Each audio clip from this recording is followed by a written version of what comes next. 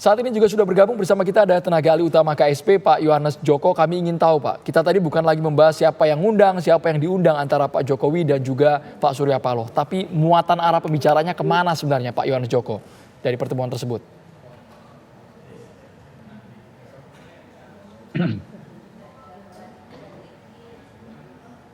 Pak Yohanes Joko, sudah mendengar suara kami Pak? Iya Mas, kalau terkait dengan baik Mas Andro, kalau terkait dengan pertemuan tersebut ya tentu yang tahu hanyalah kedua orang beliau begitu ya, Pak Presiden dan Pak Surya Paloh. Tetapi begini Mas, kami pertemuan ini hendaknya kita maknai ini kan pertemuan dua orang sahabat begitu Mas, sahabat karena bagaimanapun juga Pak Surya Paloh itu kan bersahabat cukup lama dengan Pak Presiden Jokowi jauh sebelum pencalonan beliau sebagai calon presiden pada 2014. Dan dalam konteks pertemuan ini kedua-duanya adalah insan politik dan kedua-duanya juga berada dalam tahun politik ya. Pertemuan ini tentu pastinya membahas tentang isu-isu politik, tentang bagaimana situasi, bagaimana dinamika. Dan ini harus diletakkan dalam posisi dan konteks bahwa jangan lupa pemerintahan ini masih 8 bulan lagi akan berjalan sampai 20 Oktober 2024. Maka dibutuhkan sebuah konsolidasi untuk kita bersama-sama Mas, untuk menghadapi bangsa ini kan menghadapi satu pusaran global yang hari ini sama-sama kita ketahui. Baik dalam ancaman krisis pangan, krisis energi, kemudian juga krisis iklim. Nah inilah perlunya kita sebuah konsolidasi bersama untuk kembali maju ke depan begitu. Oke. Nah setelah ini apakah ada rencana mungkin bertemu dengan ketua umum parpol lainnya, entah mungkin itu dengan PKB atau mungkin dengan PKS atau sejumlah partai lainnya, Mas Joko? Ya tentu kalau kita melihat semangatnya Bapak Presiden dalam melakukan konsolidasi, selama ini pola-pola komunikasi yang beliau lakukan untuk berkomunikasi dengan seluruh pihak, bahkan pihak-pihak yang mengkritik beliau pun beliau juga tidak segan-segan untuk melakukan komunikasi secara langsung. Maka ya pertemuan dan komunikasi dengan pimpinan parpol siapapun itu pasti juga adalah sebuah keniscayaan. Hanya tinggal tunggu waktunya begitu Mas, kapan waktu tepatnya, kapan pasnya begitu. Sudah diagendakan belum kira-kira? Sejauh ini kami belum terupdate agenda tersebut, tetapi nahwanya tampaknya akan ke situ begitu Mas. Karena bagaimanapun juga untuk ngurus bangsa sebesar Indonesia ini kan harus melibatkan semua kelompok dan semua elemen begitu. Baik, Pak Yohanes Joko, kita ke Mas Hanta. Mas Hanta tadi sudah berbicara siapa yang didekati duluan oleh para kingmaker ini. Apakah Megawati mendekati Surya Paloh duluan atau Joko Widodo mendekati Surya Paloh. Tapi kalau melihat rona-ronanya, posisinya Surya Paloh terlebih dahulu bertemu dengan Presiden Joko Widodo. Mungkin tidak melihat dari historisnya ini akan terjalin rekonsiliasi yang mungkin tujuannya sama. Mas Hanta Yuda. Mungkin dengan sangat mungkin. Andro, jawaban saya kalau itu pertanyaannya.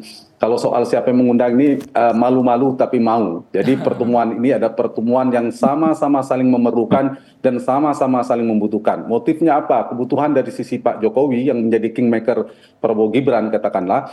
Kita tahu dalam sistem presidensial multipartai ekstrim saat ini, bahkan semakin ekstrimnya, semakin sedikit jumlah partainya tetap, tapi angkanya relatif semakin dekat jaraknya. Ada potensi di mana kalau pemerintahan terpilih tidak mendapatkan dukungan parlemen yang memadai, itu terancam deadlock atau jalan buntu. Nah, ada potensi terserimpung oleh manuver partai di parlemen. Nah, itu yang harus dihindari oleh Prabowo Gibran. Karena berdasarkan data real count maupun quick count, partai-partai pendukung koalisi Prabowo Gibran ini belum sampai 45%. Sehingga memerlukan dukungan tambahan untuk mendapatkan paling tidak simple majority, pas terbatas di atas 50 atau 60% untuk menyukses proposal dan program pemerintahan ke depan.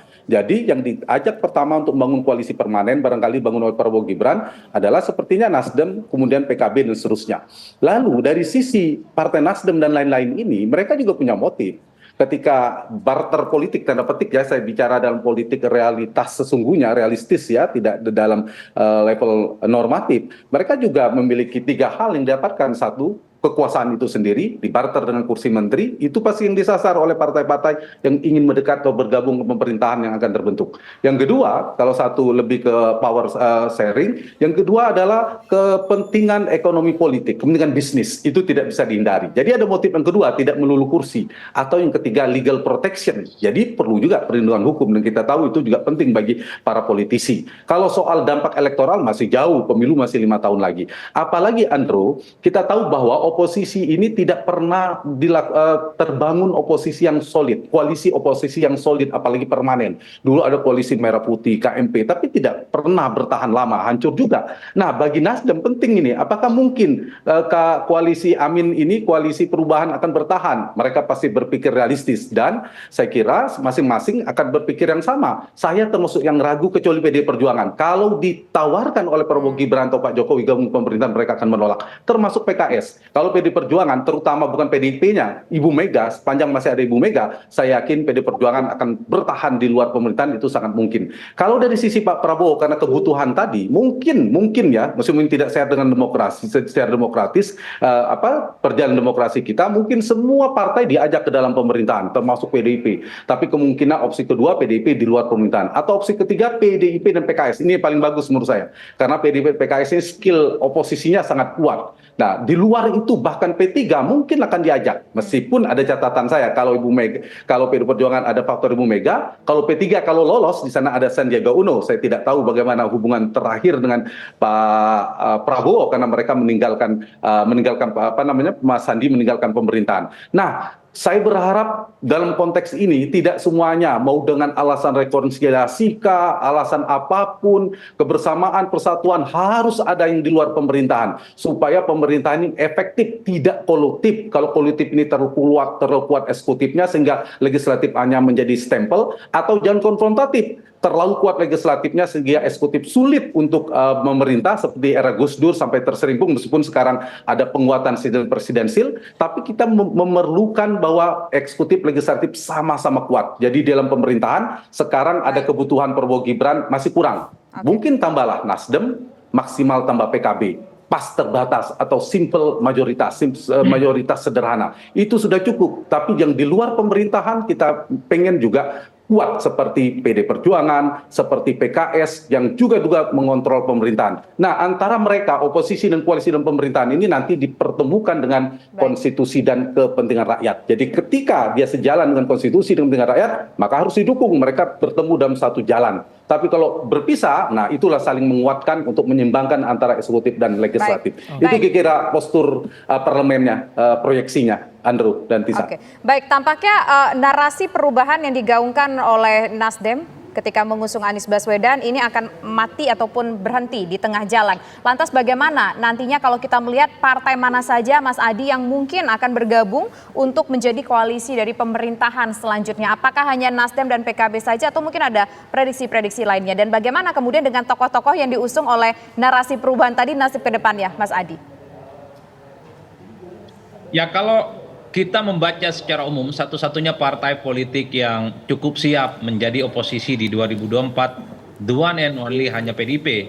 Di luar itu partai politik yang lainnya masih ngambang ya. Saya belum membaca ada statement-statement seperti yang dilakukan oleh Prabowo Subianto 2014-2019 ketika kalah dalam Pilpres langsung declare. 2014 misalnya Prabowo langsung menyatakan di luar koalisinya Pak Jokowi memimpin oposisi. Itu jelas, itu artinya apa? Prabowo mencoba untuk mengamankan partai-partai pendukungnya itu supaya tidak masuk angin dan berkoalisi dengan Pak Jokowi. Di 2019 terjadi hal yang berbeda. Prabowo setelah kalah Pilpres yang kedua kalinya dari Jokowi langsung membubarkan partai-partai koalisinya. Itu artinya partai pendukungnya diberikan kebebasan untuk menentukan sikap politik. Bergabung dengan Jokowi boleh, di luar kekuasaan pun juga boleh. Inilah yang kemudian membuat Prabowo juga menjadi bagian dari koalisinya Jokowi, PKS saat itu yang juga mendukung Prabowo di luar kekuasaan. Di kubu Amin per hari ini, anggaplah Nasdem misalnya, ataupun PKB, ataupun PKS, belum ada satupun elit mereka yang mengatakan bahwa apapun yang terjadi dengan Pilpres 2024, sekalipun mereka kalah, mereka akan berada di luar kekuasaan dan memimpin koalisi. Itu nggak ada. Oleh karena itu, sepanjang statement-statement kesiapan untuk menjadi oposisi itu tidak muncul, maka sepanjang itu juga ketiga partai ini sangat mungkin akan dikaitkan dengan menjadi bagian dari koalisinya Prabowo Gibran di masa yang akan datang. Jembatannya tentu adalah Jokowi, titik temunya adalah Jokowi tentu saja. Begitupun di kubu paslon 3, cuman PDIP yang per hari ini persis exactly mengatakan siap jadi oposisi. P3 bahkan dalam banyak hal jauh-jauh hari sudah menyatakan ucapan selamat ya kepada Prabowo dan Gibran, sekalipun hanya sebatas quick count yang mereka akui sebagai keunggulan elektoral. Oleh karena itu kalau kita hitung satu persatu, yang paling mungkin pertama kali bergabung dengan Prabowo dengan Gibran melalui Pak Jokowi adalah Nasdem. Setelah itu mungkin tak lama akan ada PKB, dan mungkin setelah itu PKS dan P3 akan segera menyusul. Ini yang saya kira memang tak ada pembicaraan lain yang jauh lebih penting dari pertemuan Jokowi dengan Pak Surya Paloh dari pembicaraan tentang adanya kerjasama politik pasca Pilpres. Yang saya selalu katakan berulang-ulang, saya berharap betul ya suatu waktu kita semua punya presiden. Sekalipun dukungan parlemennya belum mencapai 50%, saya berharap partai-partai yang kalah pemilu, kubu 1 dan kubu 3, itu mereka dibiarkan di luar kekuasaan. Nggak perlu mengajak mereka sebagai bagian dari kepentingan politik. Saya selalu menangkap ada ketakutan yang berlebihan dari partai pemenang pemilu, takut karena parlemennya tidak mayoritas. Apa ketakutannya?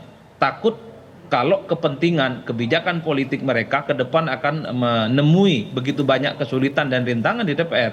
Dalam sistem presidensialisme multipartai, politik kita tidak bisa dihitung hitam dan Baik, putih. Mas Adi. Mungkin dalam banyak isu misalnya kebijakan-kebijakan politik pemerintah akan ditolak oleh DPR. Tapi ingat, pada isu yang lain, partai-partai non-parlemen juga punya kepentingan supaya kepentingan mereka itu diakomodir oleh pemerintah. Jadi kalau mau jujur sebenarnya eksekutif dalam hal ini presiden dan para menterinya jangan terlampau takut juga bahwa kebijakan politik mereka akan disandera oleh kepentingan politik parlemen, karena kepentingan politik parlemen pun juga cair antar partai oposisi sekalipun mereka juga punya kepentingan politik beda-beda. Jangan pernah membayangkan ke depan misalnya Nasdem, PKS, kemudian PKB, iman politiknya akan terus sama kok, kepentingan politiknya mereka beda-beda. Baik, Mas Contoh Adi Praitno. terkait dengan ambang batas hingga partai itu berbeda. Jangan selalu bayangkan P3 dan PDIP itu akan solid. Oleh karena itu, pemilu itu adalah ajang reward and punishment.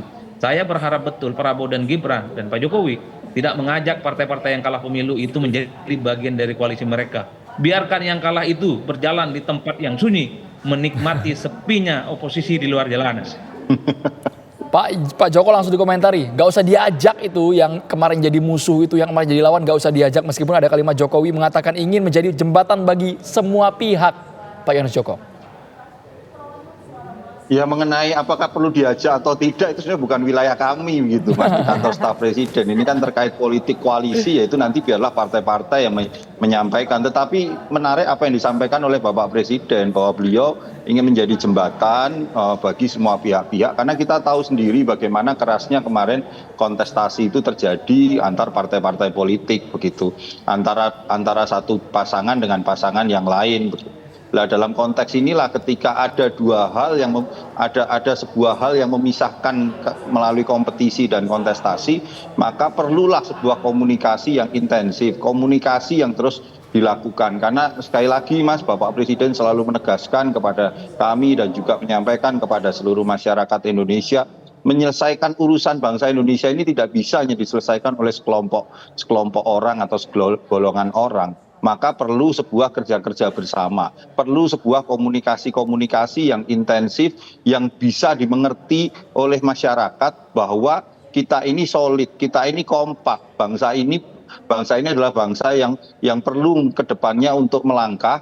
Apalagi selalu kita melihat situasi dunia hari ini kan situasi yang perlu ketidakpastian. Kita lihat ada krisis ekonomi, ada krisis pangan, kemudian ada krisis iklim.